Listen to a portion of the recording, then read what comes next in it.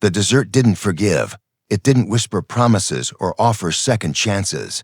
It was a furnace of sand and silence, where the sun burned holes through hope and the wind carried away the names of the lost. Somewhere in the Arizona Territory, 1878, a man staggered through the haze, his boots kicking up clouds of red dust that clung to his cracked lips. His name was Caleb Harrow, and he was running from a shadow that didn't have a face. Not yet. Blood seeped through the bandage on his side, staining his shirt crimson. He wasn't a hero, not even close, just a man who'd made one too many bad bets in a world that collected debts in bullets. Caleb's vision blurred as he stumbled past a jagged outcrop of rock, the only landmark in a sea of scorched earth. His horse had collapsed hours ago, its tongue swollen, eyes rolling back under a merciless sky. He'd left it behind with a whispered apology, his canteen now bone dry, swinging uselessly at his hip. Death was close. He could feel its breath on his neck, but then he saw it, a faint curl of smoke rising from a dip in the land, like a signal from a world he'd forgotten. A cabin, small, weathered, half swallowed by the desert's hunger, and beside it, a sight that stopped his heart, a woman, crumpled in the dirt, her wrists bound to a rusted wagon wheel. Her dress was torn, her face bruised, but her eyes burned with a fire the desert couldn't touch. At her side, a single child, a boy, no older than 3, clutched a stick like it was a sword, his tiny chest heaving with defiance. Caleb froze, the boy's eyes locked onto his, wide and unblinking, as if daring him to look away. "Don't you touch her," the child spat, voice trembling but sharp as a blade. Caleb's hand hovered near his revolver, not out of threat, but habit. He wasn't here to hurt anyone. He wasn't sure he was here at all. Maybe this was just the desert, playing tricks. But the woman's shallow breaths, the blood matting her hair, the boy's trembling grip on that stick, they were real, too real. Who did this? Caleb's voice rasped, barely louder than the wind.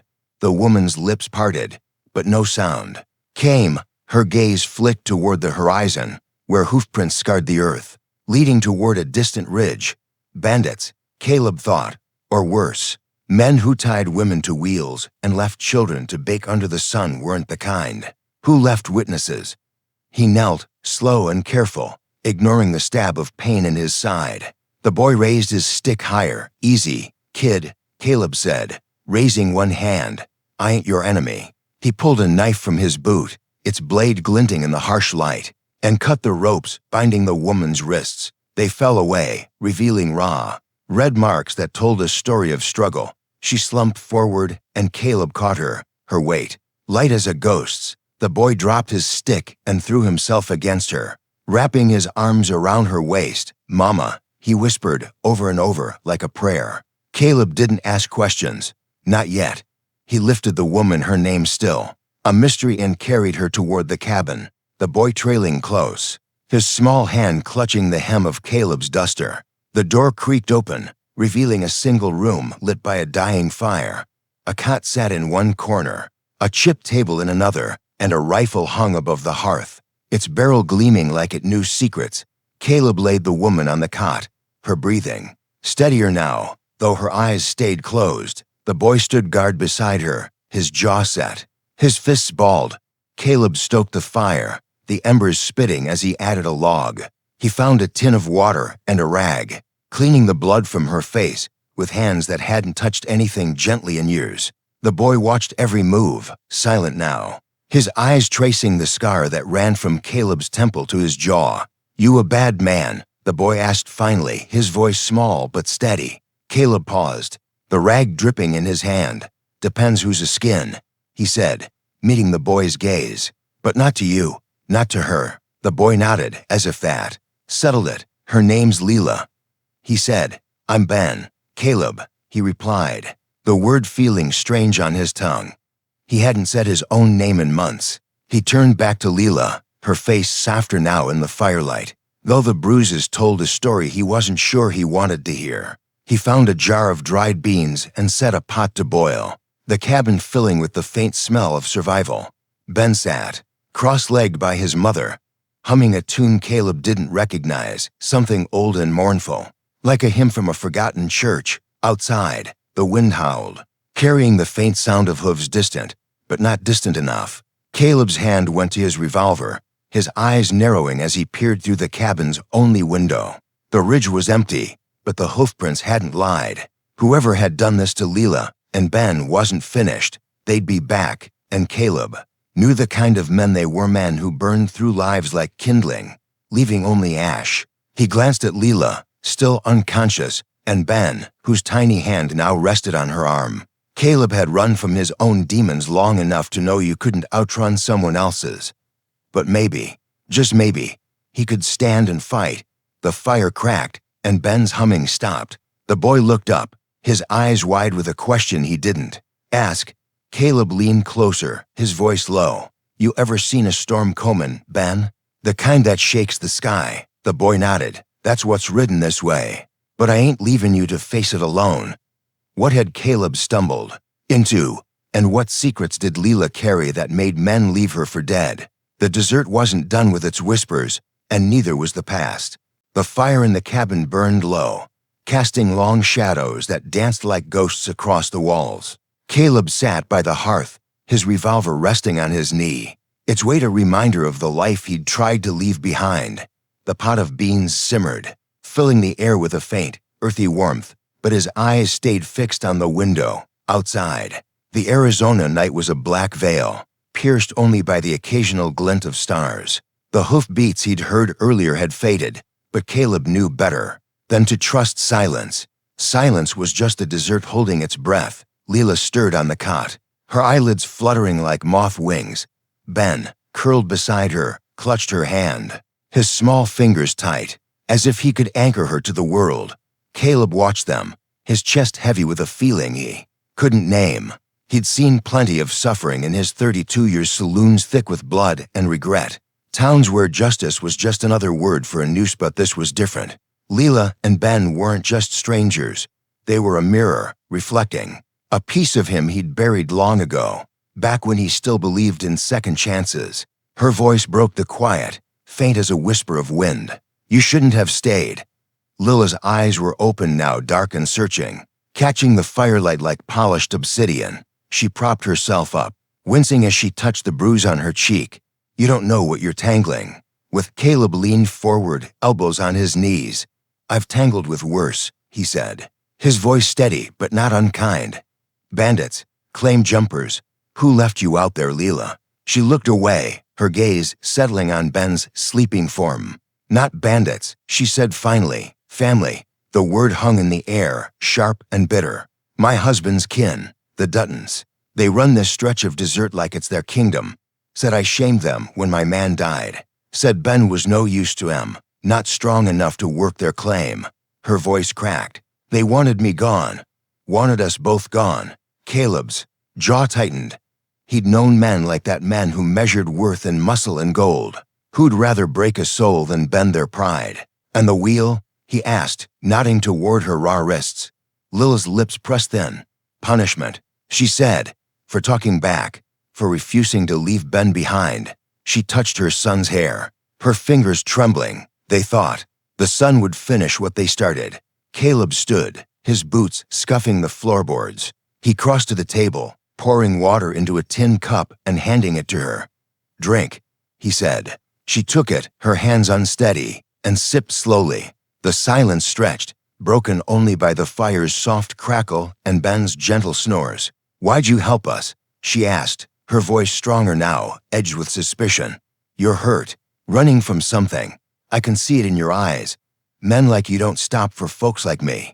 Caleb's scar itched, a reminder of a knife fight in Tucson he'd barely walked away from. He didn't answer right away. Instead, he moved to the window, peering into the dark. Maybe I'm tired of running, he said finally. Maybe. I know what it's like to be left for dead. She studied him, her gaze sharp despite the exhaustion carved into her face. You got a name worth knowing? Caleb Harrow, he said, turning to meet her eyes. And I ain't a saint, Leela. But I'm here now. She nodded, like that was enough for the moment. Ben stirred, mumbling in his sleep, and Leela hummed that same mournful tune, her voice soft but steady, weaving a thread of comfort through the room. Caleb felt it tug at something deep, something he hadn't let himself feel since he was a boy. Watching his own mother sing by a fire that couldn't keep the cold away. The moment shattered with a sound, a low, guttural growl from the ridge beyond the cabin. Caleb's hand snapped to his revolver. He motioned for Leela to stay quiet, his eyes scanning the darkness. The growl came again, closer now, followed by the crunch of boots on gravel. Not hooves this time. Men on foot, moving careful, like wolves circling a campfire. "Stay down," Caleb whispered. Crouching by the window, he counted 3 shadows, their silhouettes jagged against the starlight. One carried a rifle, another a coiled rope that glinted like a snake. The Duttons, or their hired hands. They hadn't waited long to come back. Lila's breath hitched. She pulled Ben closer, her arms a shield. "They won't stop," she whispered. "Not till they get what they want." Caleb's grip tightened on his gun. He wasn't a hero, never had been. But the sight of Lila's bruised face, Ben's tiny fists, the way they'd fought to survive it lit a spark in him, one he thought had burned out years ago. "They ain't getting you," he said, his voice low and final. "Not tonight." He moved to the door, checking the lock, then grabbed the rifle from above the hearth. Its weight felt familiar, like an old friend he'd hoped to forget. "You know how to shoot?" he asked Leela. She nodded, her jaw set. "Grew up with a father who hunted coyotes. I can manage." He handed her the rifle, their fingers brushing for a moment. Her hands were steady now, her eyes fierce. "Stay by the cot," he said. "Anyone comes through that door who ain't me, you pull the trigger." The growl outside turned into a shout, a coarse voice barking orders. "Harrow, we know you're in there. Hand over the woman and the boy, and we'll let you walk." Caleb's lips curled into a grim smile. He cracked the door just enough to see the leader, a burly man with a beard like iron wire, holding a lantern that cast his face in harsh angles.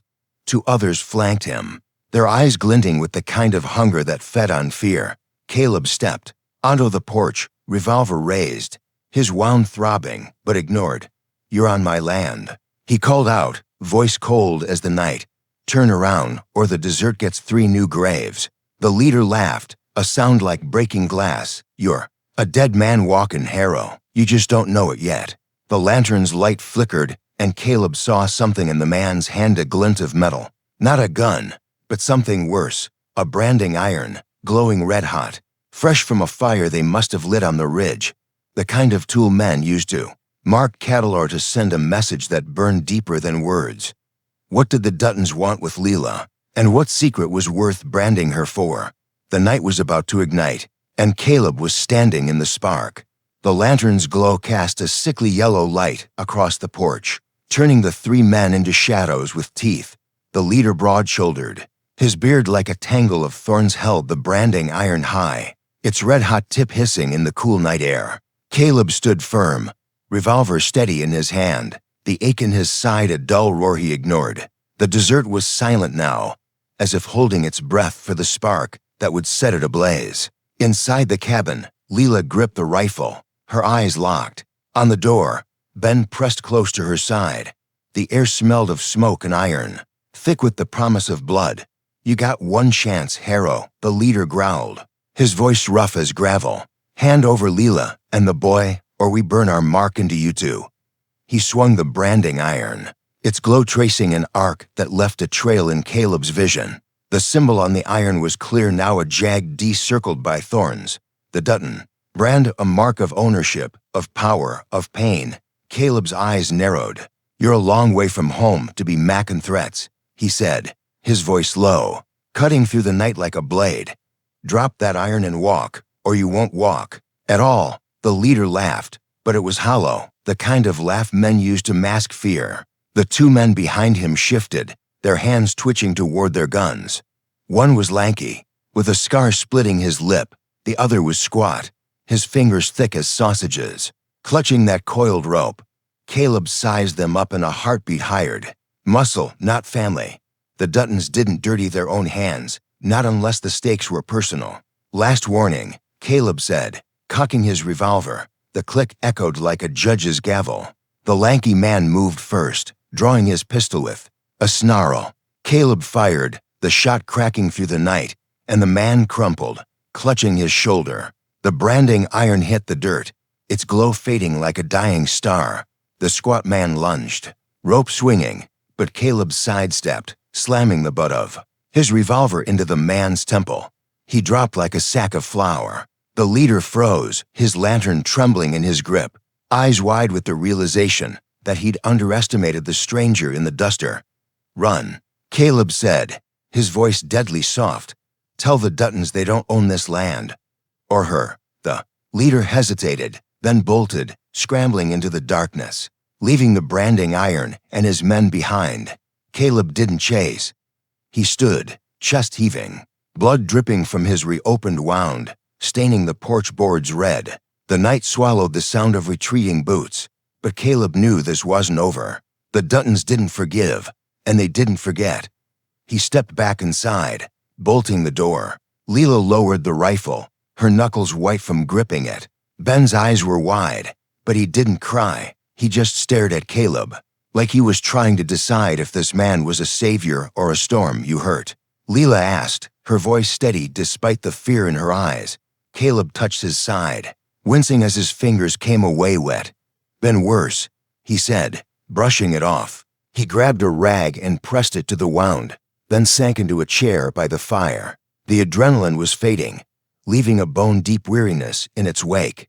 Leela knelt beside him, her hands moving to check his bandage. "Let me," she said, not asking. Her touch was gentle but sure, like someone who'd patched up wounds before. She tore a strip from her skirt, rewrapping his side with practiced care. Their eyes met for a moment, and Caleb saw something new in hers, not just gratitude, but a flicker of trust, fragile as a new flame.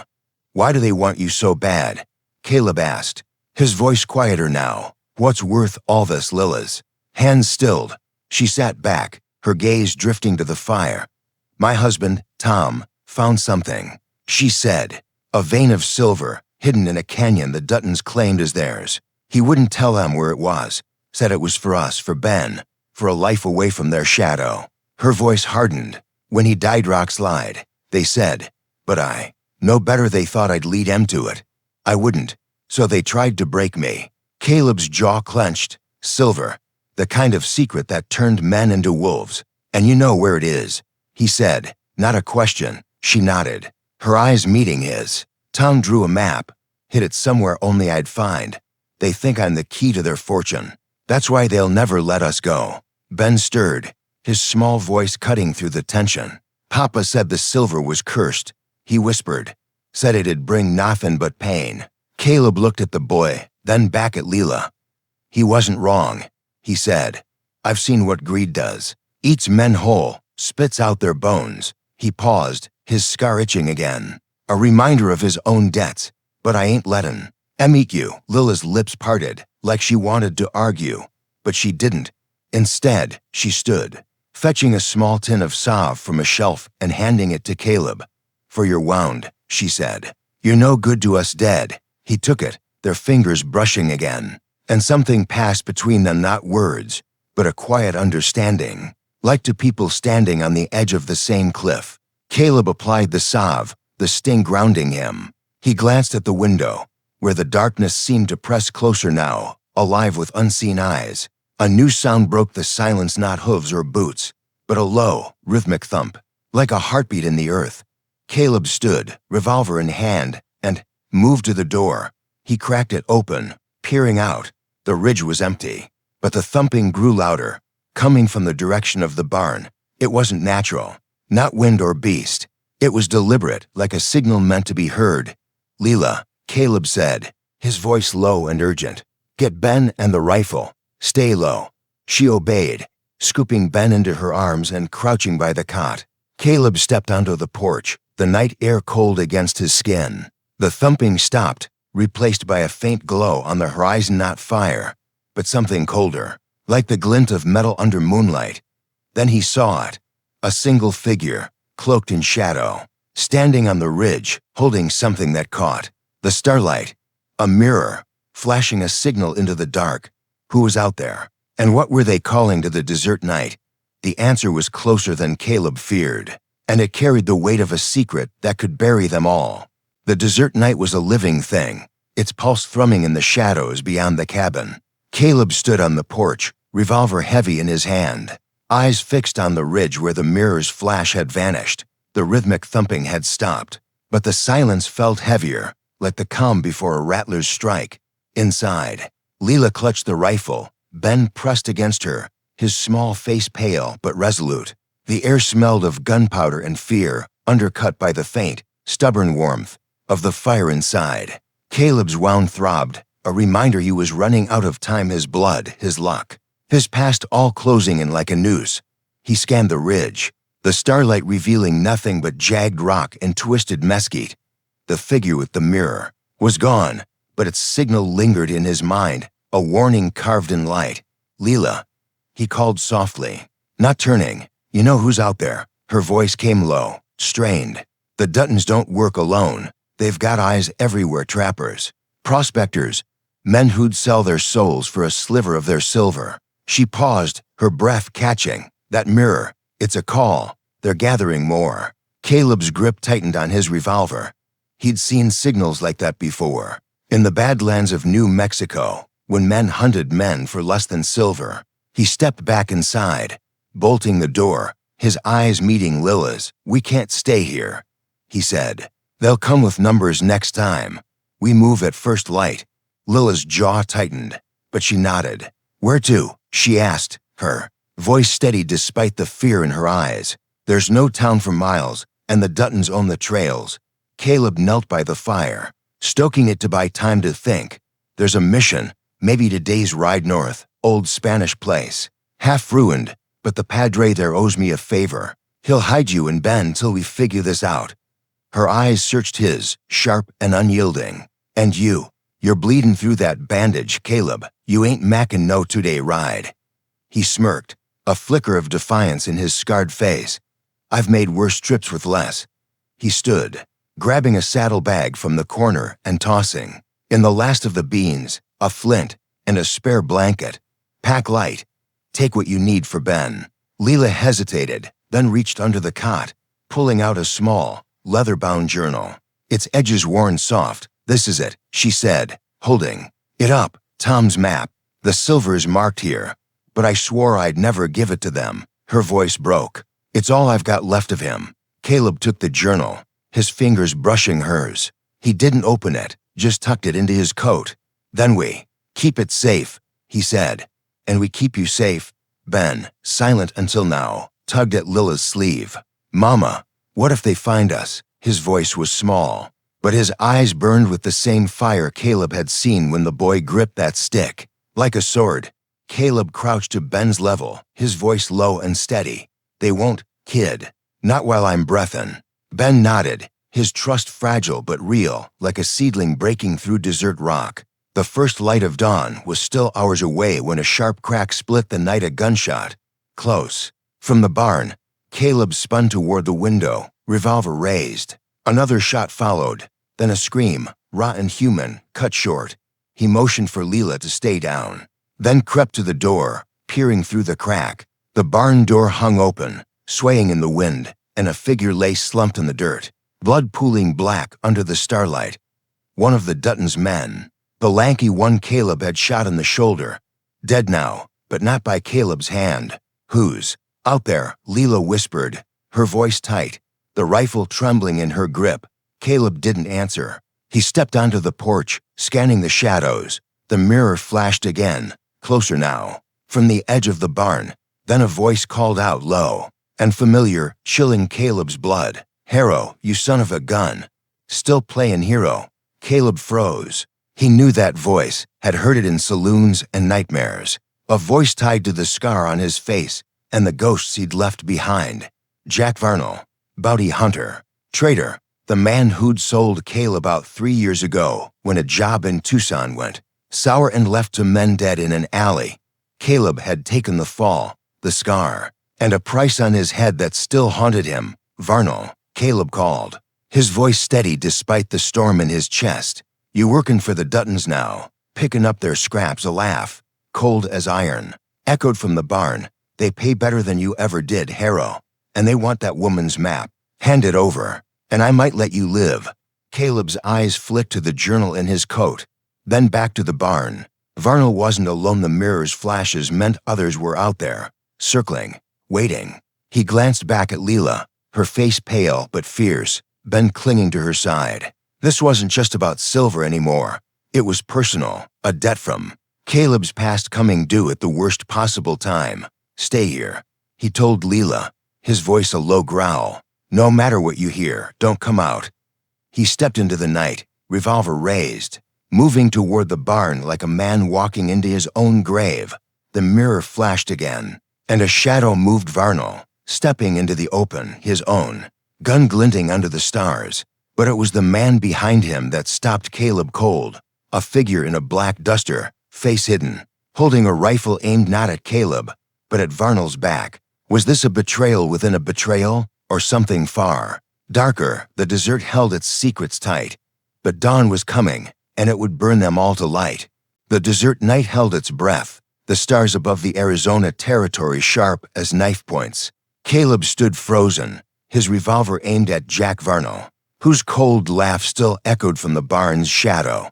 But it was the figure behind Varnell that stopped Caleb's heart, a man in a black duster, rifle raised, its barrel trained not on Caleb but on Varnell's back. The stranger's face was hidden under a wide-brimmed hat, but his stance was steady, deliberate, like a man who'd pulled a trigger before and wouldn't hesitate to do it again.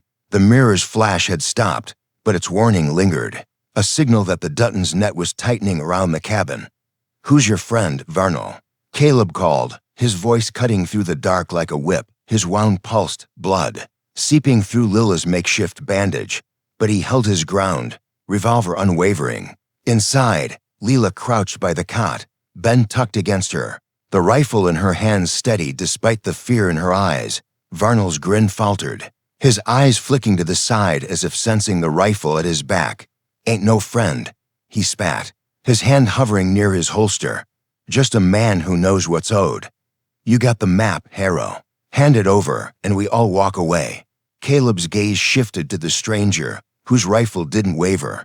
You got a name? Caleb asked, his voice low, probing. The stranger didn't answer, just tilted his head, the brim of his hat casting a shadow that hid his eyes. The silence was a blade, sharp and dangerous. Then, chaos. Varnell spun, drawing his pistol, but the stranger fired first, the shot deafening. In the still night, Varnell staggered, clutching his arm, his gun clattering to the dirt. Caleb dove behind a barrel, firing at a shadow that lunged from the barn. Another Dutton man, hidden until now.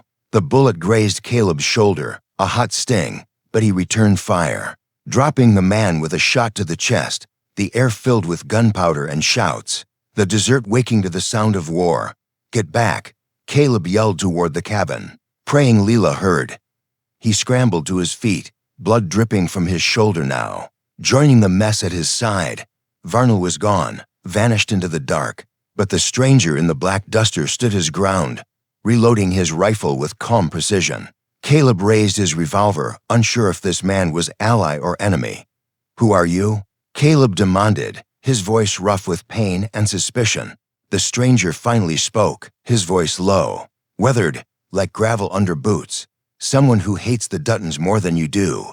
He stepped forward, the starlight catching his face for the first time, a rugged jaw, eyes like chipped flint, and a scar across his throat that told a story of survival. Name's Elias, Tom Dutton's brother. Caleb's blood ran cold. Tom, Lila's husband, the man who'd died for a silver vein, whose map now burned a hole in Caleb's coat. You're dead, Caleb said, his revolver still raised. Leela said Tom's family wanted her gone. You one of them. Elias's eyes darkened.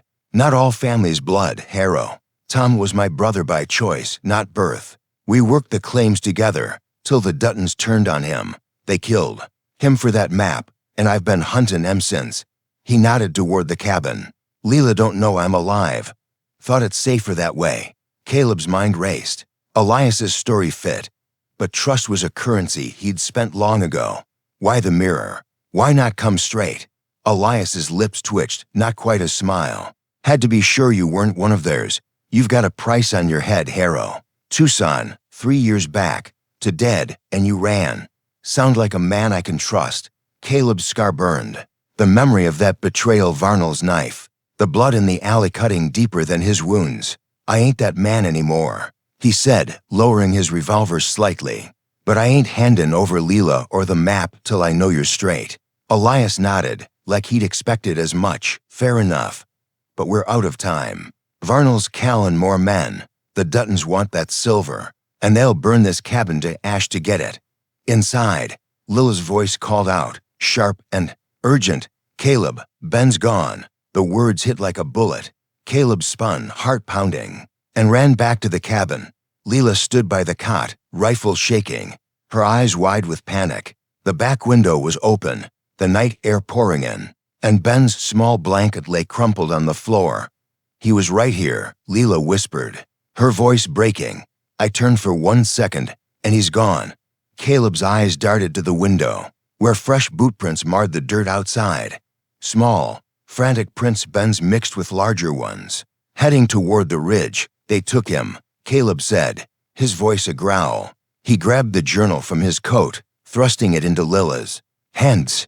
Keep this safe, stay with Elias. I'm going after Ben. Lila's fingers closed around the journal, her eyes blazing with a mother's fury. I'm coming with you, she said, gripping the rifle. He's my son. Caleb wanted to argue, but the fire in her eyes stopped him. He nodded, turning to Elias. You with us? Elias shouldered his rifle, his scar glinting in the firelight. Till the Duttons are dust. They moved into the night, following the tracks toward the ridge, the desert alive with whispers of danger. But as they crested the hill, Caleb saw something that made his heart stop, a fire in the distance, not a campfire, but a signal, burning bright as a warning. And beside it, a small figure tied to a post, Ben's tiny frame outlined against the flames. What had the Duttons planned for Ben? And what secret did Elias carry that could change everything? The desert was about to scream, and only one truth would survive the dawn. The signal fire burned like a wound in the desert night, its flames licking the sky above the Arizona territory. Caleb, Leela, and Elias crested the ridge, their boots crunching on gravel, hearts pounding in sync with the distant crackle of the blaze. Below, Ben's small figure was tied to a post, his head slumped, his tiny body dwarfed by the fire's glow. Lila's breath caught, a mother's anguish tearing through her as she gripped the rifle, her knuckles white. Caleb's hand steadied, her arm, his eyes scanning the shadows for the Duttons' men. Elias, rifle slung across his back, moved like a ghost, his scarred throat glinting under the starlight. The desert was alive with danger, its silence a lie that hid the hum of vengeance. Ben, Leela whispered, her voice breaking as she started forward. Caleb pulled her back, his grip firm but gentle. Wait, he hissed, it's a trap. His eyes locked on the fire, where 3 figures emerged from the darkness. Dutton men, their rifles glinting, faces hard as the rock around them. But it was the 4th figure that froze Caleb's blood. Jack Varnell, arm bandaged from Elias's, shot, holding a torch that cast his face in a devil's glow. And beside him, a woman in a long gray coat, her hair pulled tight, her eyes cold as winter. She held a knife to Ben's throat, her lips curled in a smile that promised pain. Leela Dutton. The woman called, her voice sharp as a whip. You've caused us a heap of trouble. Bring the map, or the boy learns what a blade feels like. Leela stiffened, clutching the journal in her coat. That's Clara Dutton, she whispered to Caleb, her voice trembling with rage. Tom's sister. She runs the family now. She's the one who ordered him killed. Caleb's jaw clenched, his revolver steady in his hand. Clara's presence changed everything. The Duttons weren't just after silver. This was personal. A blood feud carved in betrayal. He glanced at Elias, whose eyes burned with a hatred so raw it could have set the desert ablaze. You knew she'd be here, Caleb said, his voice low, accusing. Elias's lips twitched. Not quite a smile. Knew she'd come for the boy. Didn't know she'd bring Varnell. He raised his rifle, aiming at Clara, but Caleb grabbed his arm. You shoot. Ben's dead before she hits the ground. Lila's eyes darted between them, her voice fierce. I'm not losing my son. I'll give her the map. She stepped forward, but Caleb blocked her, his scarred face set like stone. No. he said. "We end this tonight." He turned to Elias. "You got a plan, or are you just here to settle scores?" Elias's eyes flicked to the fire, then to Clara. "There's a ravine behind the post," he said, "narrow, hidden. I can flank him.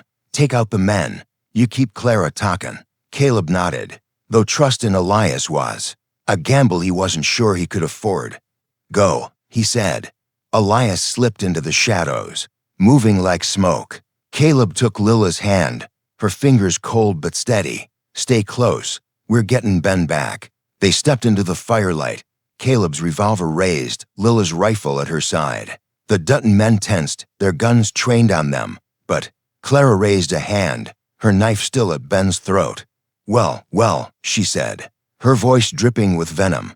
"The runaway and the fugitive. You think you can steal what's ours? The map ain't yours," Lila snapped, her voice a blade of its own.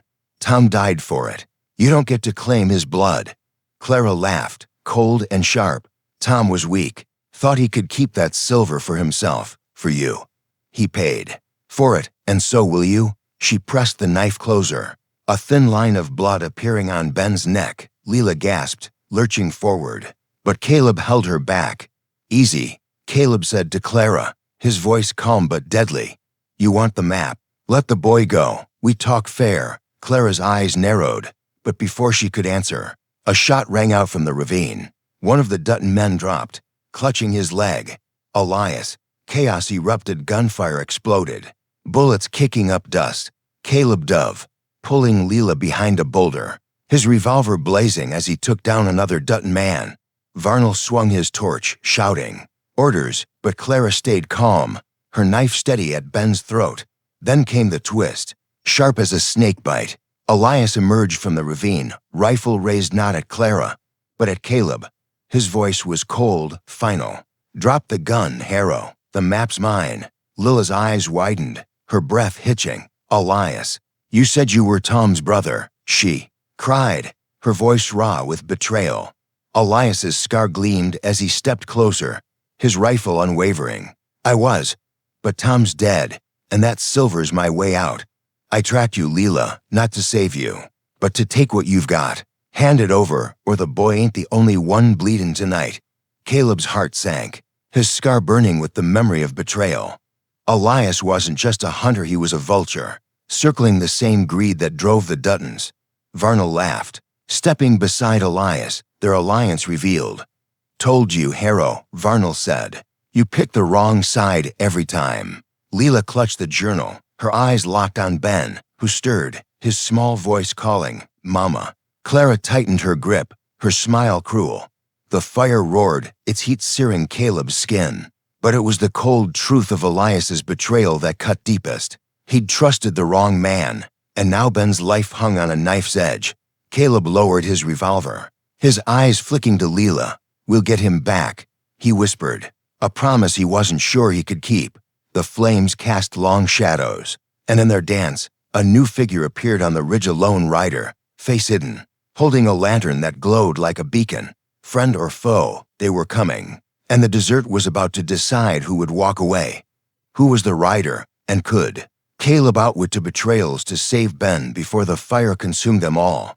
The dawn was breaking, but the truth was still shrouded in smoke. The signal fire roared, its flames clawing at the Arizona sky, casting Ben's small, bound figure in a halo of light and shadow. Caleb stood at the edge of the ridge, revolver in hand.